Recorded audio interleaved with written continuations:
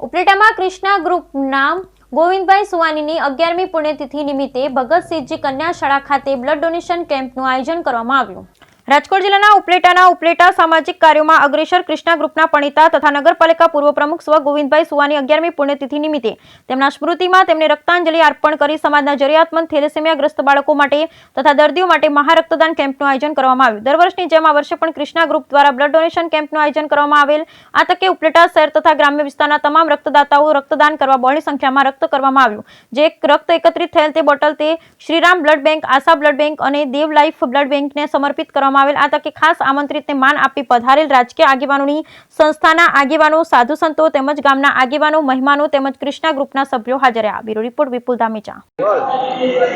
હું ભાવેશ સુવા આજે મારા પિતાશ્રી ઉપલેટા નગરપાલિકાના પૂર્વ પ્રમુખ ગોવિંદભાઈ સુવાની 11મી પુણ્યતિથિ નિમિત્તે આ મહારક્તદાન કેમ્પનું આયોજન કરવામાં આવેલ છે।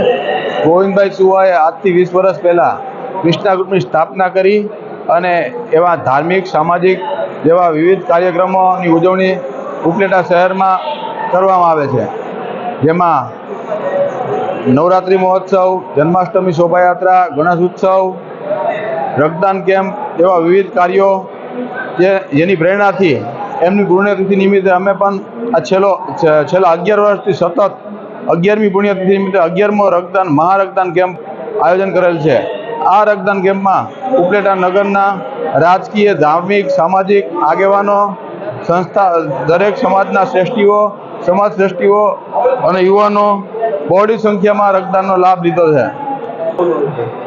આ રક્ત એકત્રિત કરીને પોરબંદરની Asha blood bank, Shriram blood bank અને જેતપુરની દેવ બ્લડ બેંક, તો આવી 3 બ્લડ બેંકનો આમાં આ રક્ત એકત્રિત કરીને આપવામાં આવેલ છે।